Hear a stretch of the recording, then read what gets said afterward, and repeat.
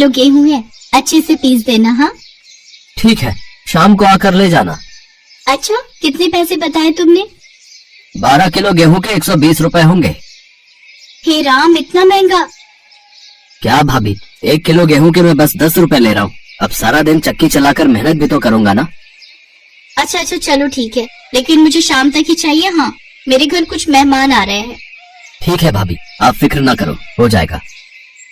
भरतपुर नामक गांव में सुरेश नाम का एक गरीब व्यक्ति रहता था। वो दिन भर हाथ से चक्की चलाकर आटा पीसता, तब जाकर उसके घर का चूल्हा जलता। घर में उसकी पत्नी उमा और 5 साल की बेटी मोनी थी। उसकी पत्नी उमा हमेशा उसे गरीबी के ताने दिया करती थी। बस सारी जिंदगी चक्की चलाते रहना, और कुछ काम तो तुम्हें आता ही नहीं। अरे जब पति काम से थका हारा घर लौटता है तो उसकी बीवी को उसे चाय पानी के लिए पूछना चाहिए, ना कि आते ही चिक चिक बाजी शुरू कर देनी चाहिए। आए बड़े जैसे कि कोई अंबानी हो ना, जो नोटों की गड्डी लाकर मुझे दे रहे हो। 3 दिन से चावल खाने का मन है मेरा, लेकिन पति आटा चक्की चलाने वाला क्या मिला, मानो चावल से तो रिश्ता ही छूट गया मेरा। बाबा ये लो पानी। ला मेरी बिटिया, जुग जुग जियो। सुरेश के घर ये रोज का काम था। उसकी पत्नी हमेशा पैसों के लिए उसको ताने देती। एक दिन सुरेश बड़ी मेहनत से आटा पीस रहा होता है कि तभी एक तेज आंधी तूफान आता है और उसका सारा आटा अपने साथ हवा में उड़ा कर ले जाता है। आंधी, रुक रुक रुक रुक जरा, तुझे तो मैं बताता हूँ। सुरेश उस आंधी के बवंडर के पीछे पीछे दौड़ने लगा। कुछ देर बाद वो बवंडर एक पर्वत पर आकर रुक गया। आंधी, मेरा आटा मुझे लौटा दे। मैं अपने ग्राहकों को क्या जवाब दूंगा? मुझ गरीब को क्यों परेशान कर रही है? तभी उस आंधी में से एक औरत का चेहरा नजर आने लगा, लेकिन आटा तो सारा उड़ गया। मुझे नहीं पता, तू कुछ भी कर, लेकिन वो आटा तो मुझे जल्द से जल्द लौटा दे।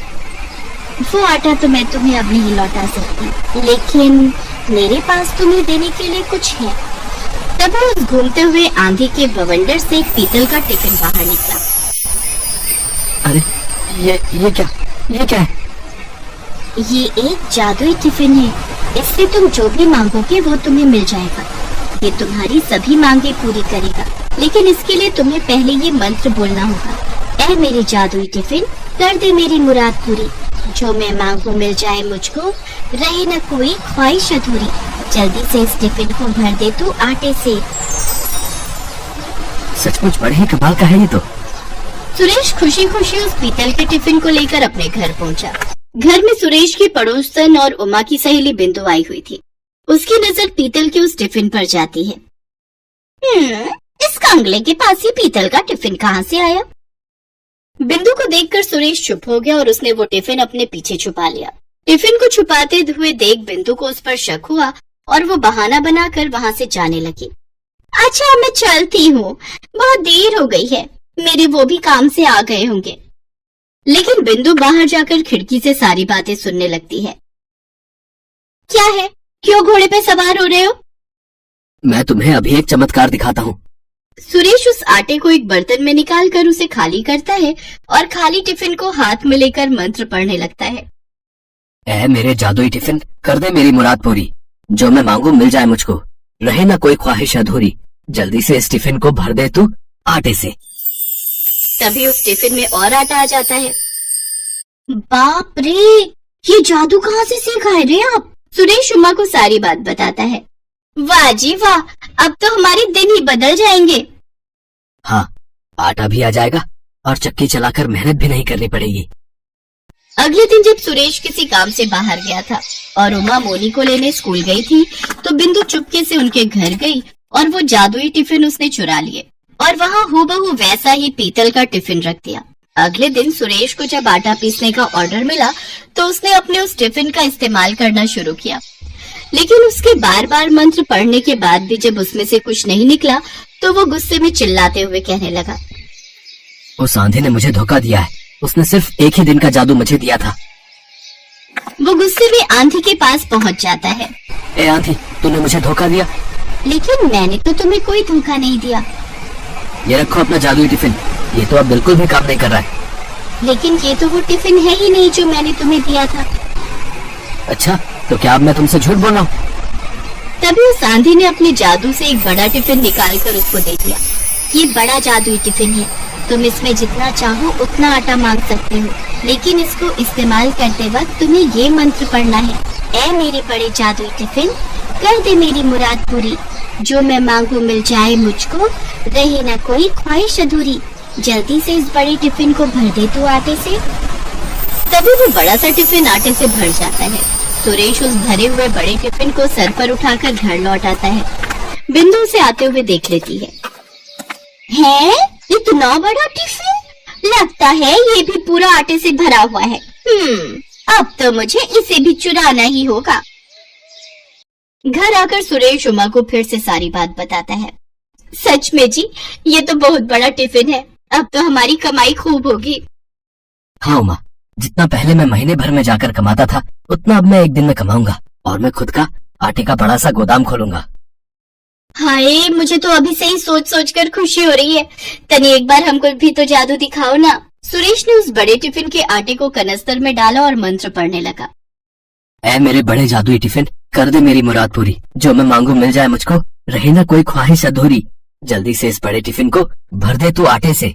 तभी वो बड़ा टिफिन आटे से पूरा भर जाता है और एक बार फिर बिंदु खिड़की से झांककर ये सब देख लेती है। हाय रे, मर जावा, इतना सारा आटा जी। चलो इसे अभी लाला को बेच आते हैं और इससे जो पैसे मिलेंगे उससे हम चावल और मुर्गी खरीद कर लाते हैं। मेरा बड़ा मन कर रहा है रसेदार मुर्गी और भात खाने का। तो चलो फिर, देरी किस बात की। वो लोग लाला के पास आटा बेचने चले जाते हैं और बिंदु इस बात का फायदा उठाकर जल्दी से एक वैसा ही बड़ा सा टिफिन बाजार से लाकर रख देती है और उस जादुई टिफिन को चुरा ले जाती है। अगली सुबह सुरेश उस बड़े टिफिन को लेकर अपने काम पर पहुंचा और उससे एक बार फिर आटा मांगने लगा। वो काफी देर तक मंत्र पढ़ता रहा। ऐ मेरे बड़े जादुई टिफिन, कर दे मेरी मुराद पूरी, जो मैं मांगू मिल जाए मुझको, रहे ना कोई ख्वाहिश अधूरी, जल्दी से इस बड़े टिफिन को भर दे तू आटे से। लेकिन लाख कोशिशों के बाद भी जब आटा नहीं निकला तो वो गुस्से में तमतमाता हुआ फिर से आंधी के पास पहुंचा। जादुई आंधी, तुमने एक बार फिर मुझे धोखा दिया। नहीं, मैंने तुम्हें कोई धोखा नहीं दिया। झूठ, एकदम झूठ। तुम जब भी मुझे कोई जादुई टिफिन देती हो तो उसका जादू एक दिन के बाद ही खत्म हो जाता है। ये कैसे हो सकता है? आंधी ने जब उस बड़े टिफिन को देखा तो वो समझ गई कि ये वो जादुई टिफिन है। इस बार मैं तुम्हें एक ऐसी चीज दूंगी जिससे तुम्हें समझ आ जाएगा कि मैंने तुम्हें धोखा नहीं दिया। आंधी अपने जादू से एक डंडा निकालकर सुरेश को देती है। लेकिन इस डंडे का भला मैं क्या करूँगा? इसको तुम ले जाकर अपने घर पर रख देना और जब तुम्हें वो चोर मिल जाए तो उससे कहना, ऐ मेरे जादुई डंडे, दिखा दे तू अपना कमाल, जो भी आए तुझे चुराने उसका तू कर दे धमाल। सुरेश एक बार फिर उस जादुई डंडे को लेकर घर आया और एक बार फिर बिंदु ने उसे देख लिया। जरूर इस डंडे में भी कोई जादू छिपा होगा, अब किसी तरह इसे भी चुरा लेती हूँ। अगले दिन मोनी जब स्कूल गई हुई थी तो सुरेश और उमा ने घर से बाहर जाने का नाटक किया और दरवाजा खुला छोड़कर चले गए। इस बाट में बैठी बिंदु जल्दी से उनके घर के अंदर जाती है और उस डंडे को चुराने की कोशिश करती है। लगता है सभी बाहर गए हैं। जैसे बिंदु ने उस डंडे को हाथ लगाया तभी सुरेश और उमा वहां आ गए और सुरेश ने मंत्र पढ़ना शुरू किया। ऐ मेरे जादुई डंडे, दिखा दे तू अपना कमाल, जो भी आए तुझे चुराने उसका तो कर दे धमाल। तभी वो डंडा बिंदु को पीटने लगा। अरे रे, मर गई रे, मर गई। हाय दैया, कोई मुझे बचा लो। हा, आई बड़ी सहेली होकर अपनी सहेली के घर चोरी करती है। हाँ, जल्दी से हमें हमारे जादुई टिफिन लौटा दो, नहीं तो इस डंडे की पिटाई से आज तुम यहीं मर जाओगी। हाँ, अभी लाती हूँ। जब तक बिंदु ने सुरेश को उसकी अमानत नहीं लौटाई तब तक उस डंडे ने उसकी पिटाई जारी रखी। बिंदु दौड़कर अपने घर गई और वो दोनों जादुई टिफिन लाकर सुरेश को दे दिए। अब रुक जाओ जादुई डंडे, अब आज के बाद हमारी कोई चीज चुराई ना तो याद रखना। हाय, इतनी मार खाने के बाद तो मैं तुम्हारी क्या किसी की भी कोई चीज नहीं चुराऊंगी। इतना कहकर बिंदु वहां से 9-11 हो गई। अब बड़े और छोटे जादुई टिफिन की मदद से सुरेश आटा निकाल कर बेचता रहा। आज के बाद उसे चक्की चलाने की जरूरत ही नहीं पड़ी। अर्जुन ने जैसे ही अपनी माँ से उषा और अपने प्यार का जिक्र किया तो मॉडर्न सोसाइटी में उठने बैठने वाली माँ उनके प्यार के लिए राजी नहीं होती। और वो ये सुनते ही भड़क जाती है। क्या तुम्हारा दिमाग खराब हो गया है अर्जुन? कान खोलकर सुन लो, उषा जैसी मिडिल क्लास लड़की इस घर की बहू नहीं बनेगी, नहीं बनेगी, कभी नहीं बनेगी।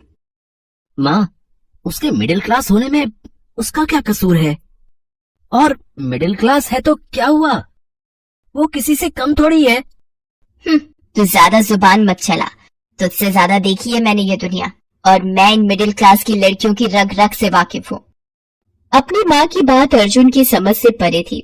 उसने माँ की बात सुन तो ली, लेकिन मन ही मन एक फैसला ले लिया और उषा के साथ मंदिर में जाकर शादी कर ली। फिर उसे अपने घर ले आया। अर्जुन के साथ उषा को देख उसकी माँ का गुस्सा 7वें आसमान पर चला जाता है। खबरदार, खबरदार जो इस लड़की को लेकर मेरे घर के अंदर आया। माँ, ये लड़की ही अब आपकी बहू है, और जहाँ तक रही घर के अंदर आने की बात, तो अब तो आपकी बहू ने अपने शुभ कदम घर के अंदर रख दिए हैं। निर्मला, छोड़ दो, माफ कर दो उन्हें। आखिर वो हमारे बेटे की पसंद है, और अब तो इस घर की बहू भी है। नहीं, मैं इसे कभी माफ नहीं कर सकती। ये इस घर में नहीं आएगी, मतलब नहीं आएगी। निकल जाओ यहाँ से।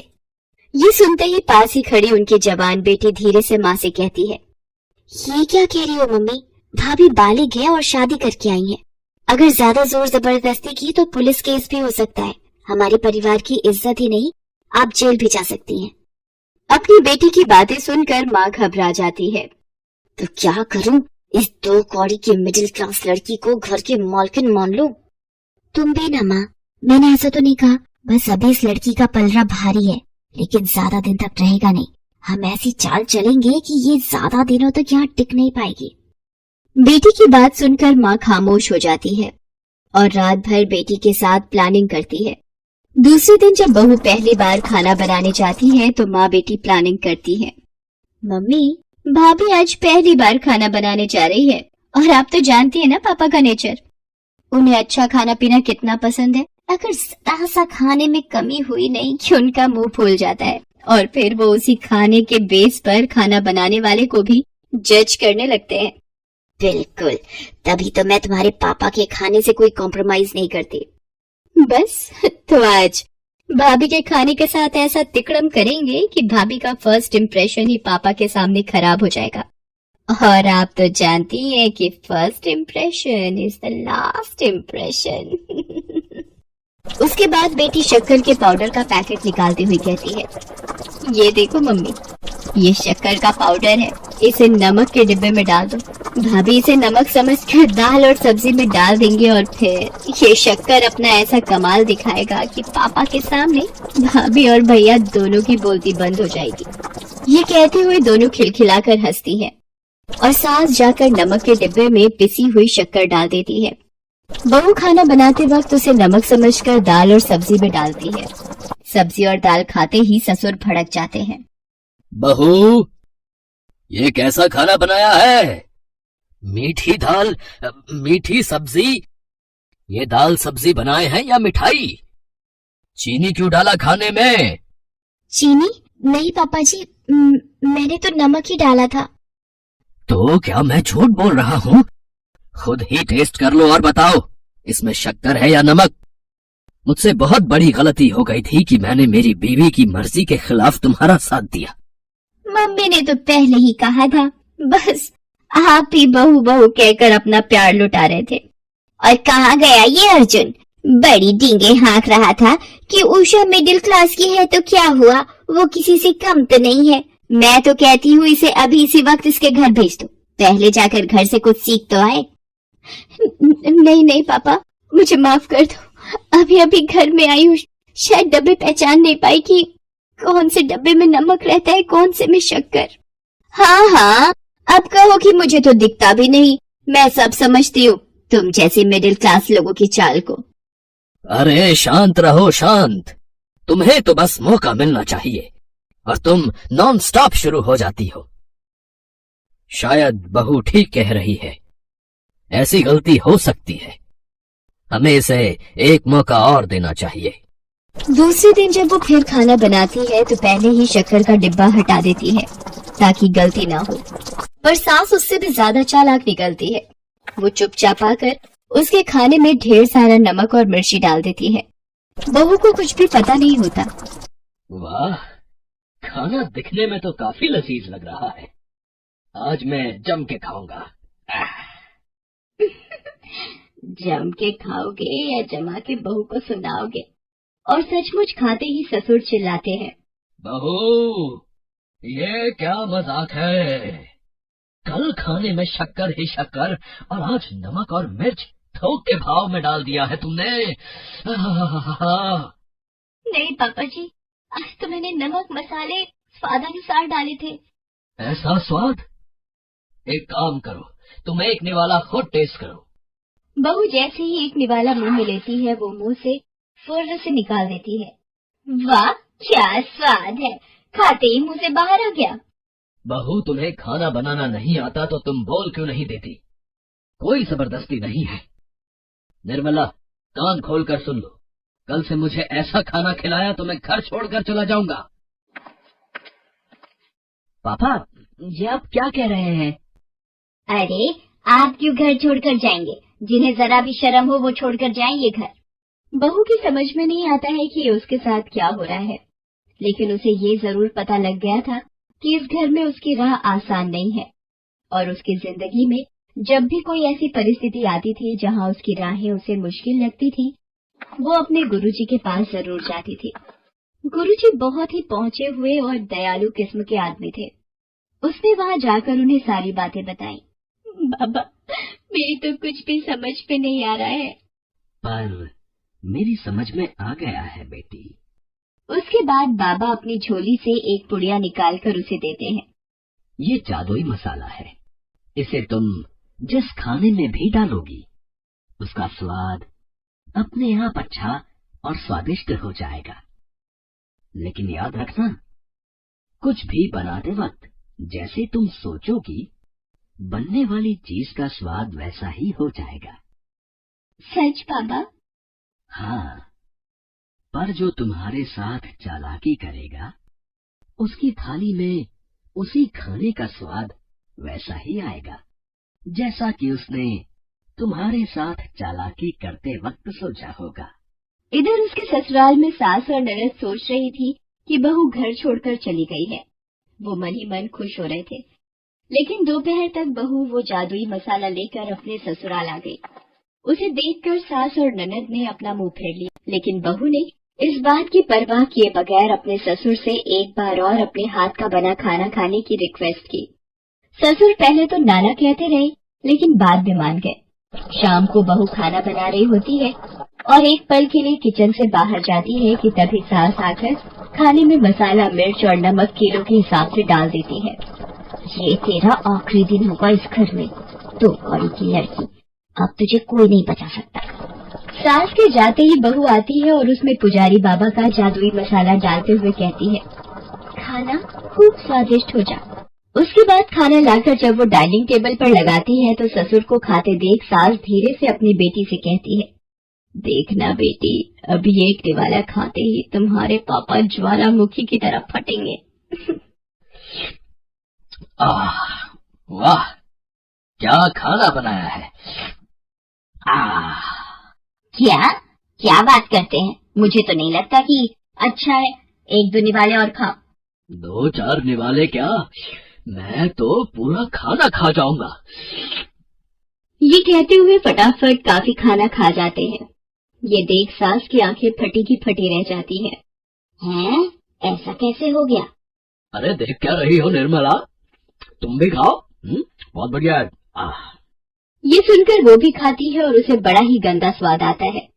पूरा खाना वो फुर्र से मुंह से बाहर निकाल देती है। छी, कितना गंदा खाना है। ये सुनकर बहू समझ जाती है कि आखिर इतने दिनों से उसके साथ ये सब कर कौन रहा था। इधर ससुर जी भी अपनी पत्नी को इस तरह खाना उगलते देखते हैं तो ऐसा कैसे हो सकता है निर्मला, भला खाने का स्वाद मुझसे ज्यादा कौन जान सकता है। ये लो चखो।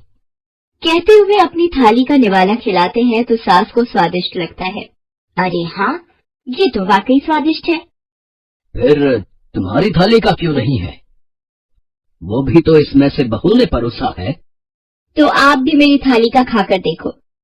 ये सुनकर ससुर खाते हैं तो उन्हें स्वादिष्ट लगता है। ये तो बिल्कुल मेरी थाली के खाने जैसा ही है। मैंने पहले ही कहा था। अब चुपचाप खाओ इसे और बिना मतलब मीन मेख निकालना बंद करो।